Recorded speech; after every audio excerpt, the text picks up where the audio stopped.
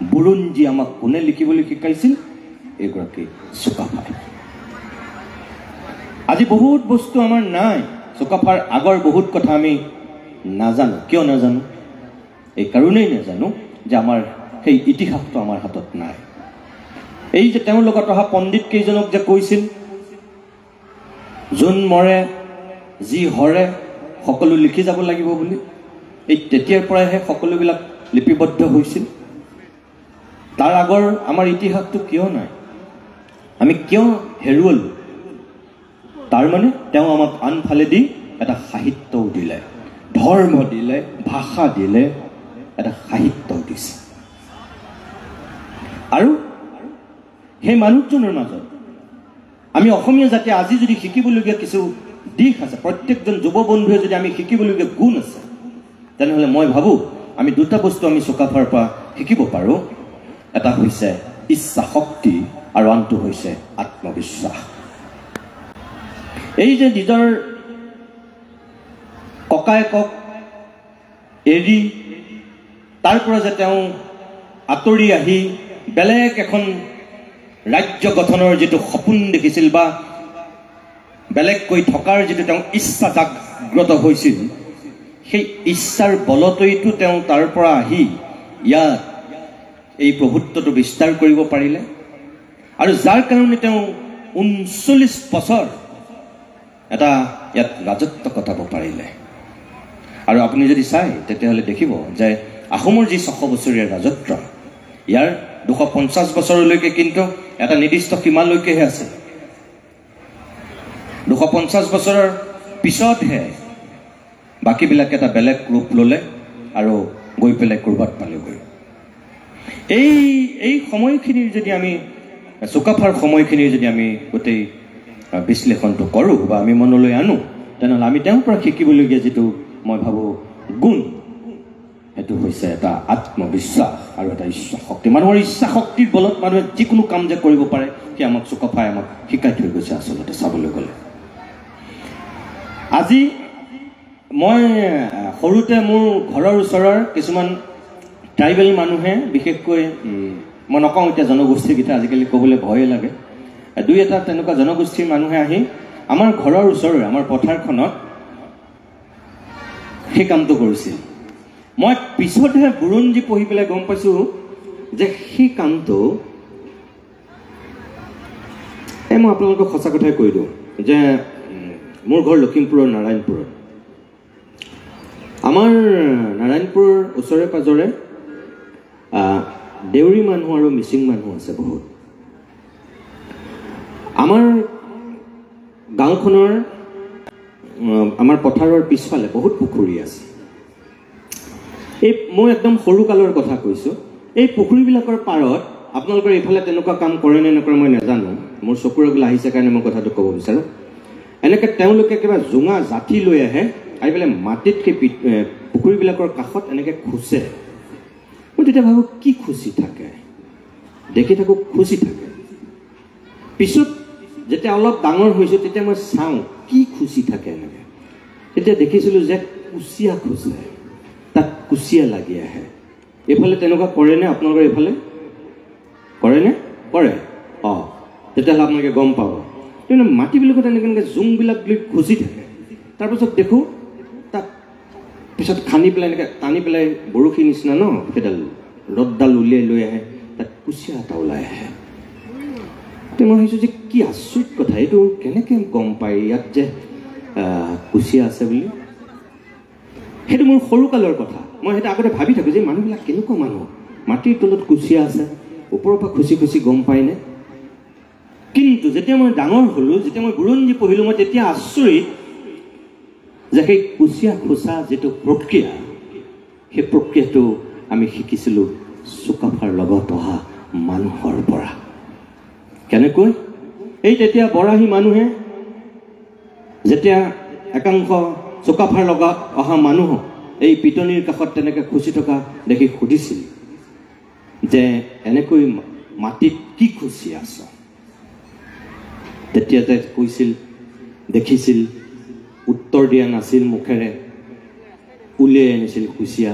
তেতিয়াৰ দিনতে সেই বৰাহী ৰজা বৰাহী মানুহ আচৰিত হৈ সুধিছিল কেনেকৈ মাটিৰ তলত থকা কুচিয়াটো গম পালি ওপৰৰ পৰা মই অসমীয়াত কৈছোঁ তেতিয়া বুৰঞ্জী আপুনি যদি চায় তেনেহ'লে সেইটো যতদূৰ সম্ভৱ টাই ভাষাত লিখা আছে এই কথাখিনি তেতিয়া কি বুলি কৈছিল চুকাফাৰ লগত অহা মানুহে মাটিৰ তলত থকা কুচিয়াটো বাদ দে তহঁতৰ পেটৰ ভিতৰত কি আছে সেইবোৰ কথাও আমি গম পাওঁ তাৰমানে আপুনি ভাবক এটা সাধাৰণ কথা কিন্তু সেই কথাটোত এটা বেলেগ দিশ আছিল সেই মানুহখিনিক মাৰি কাটি ভয় খুওৱা নাছিল সেই মানুহখিনিক বহ কৰিবৰ কাৰণে সেই মানুহখিনিৰ আস্থা আৰু বিশ্বাস জিনিবৰ কাৰণে সেই পৰ্যায়ত কথা কৈছে চুকাফাৰ লগত অহা মানুহে তাৰমানে মাটিৰ তলত থকা কুচিয়া যদি ওপৰৰ পৰা সেই জাতিৰে খুচি গম পাব পাৰে তেনেহ'লে এতিয়া আমাৰ সঁচাকৈ পেটৰ ভিতৰত কি কথা আছে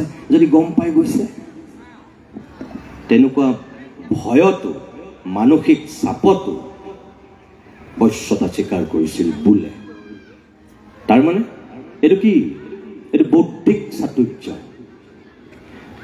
এই যে আমি পৃথিৱীখনৰ বুকুত অকল খাই বৈ আমি জীয়াই থাকিবৰ কাৰণে মানুহ হৈছোঁ নেকি নহয় আমি যদি সঁচাকৈ জীৱ শ্ৰেষ্ঠ তেনেহ'লে আমাৰ কিছু বৌদ্ধিক চেতনা আমাৰ থাকিব লাগিব কি কৰা উচিত কি কৰা অনুচিত কাৰ লগত কেনেকৈ চলা উচিত কাক কেনেকৈ নিয়ন্ত্ৰণ কৰা উচিত কাৰ লগত কেনেকৈ মিলি চলা উচিত কাক কেনেকৈ উঠাব লাগে কাক কেনেকৈ নমাব লাগে এই সকলোখিনি আমাৰ শাসকৰ থাকিব লাগিব আৰু সেইখিনি চুকাফাই শিকাইছিল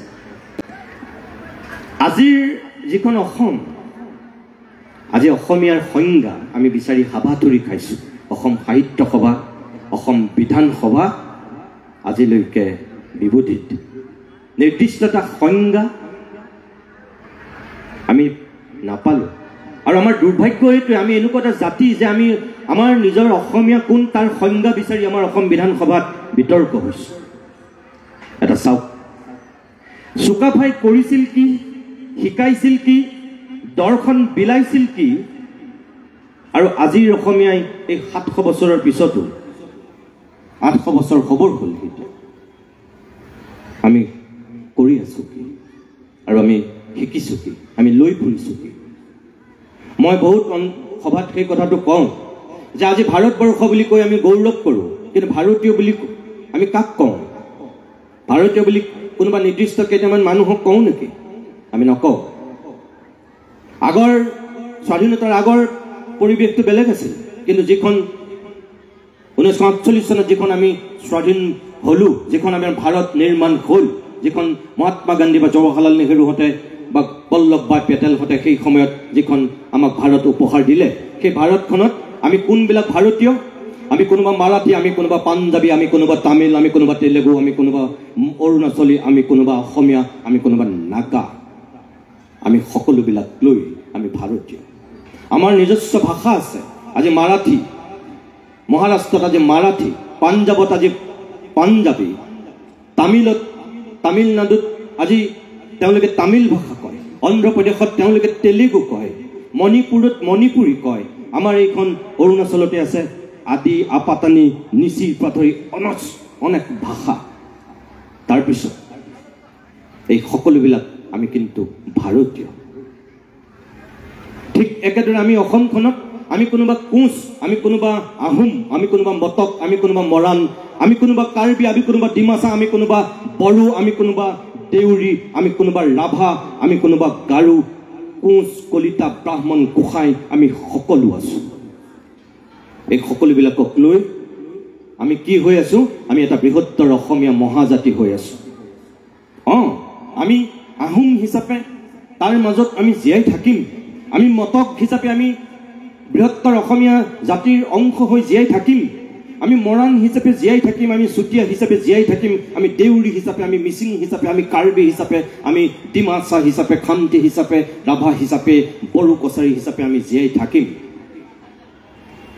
সেইটো সঁচা কথা কিন্তু তাৰ ঊৰ্ধত আমি কি হিচাপে জীয়াই থাকিম আমি এক বৃহত্তৰ অসমীয়া মহাজাতি হিচাপে জীয়াই থাকিম আৰু সেইটো কোনে শিকাইছিল চুকাফাৰ পিছত সেই একেখিনি কথাই আপুনি শংকৰদেৱৰ দৰ্শনতো তেওঁ আমাক শিকাই থৈ গৈছে।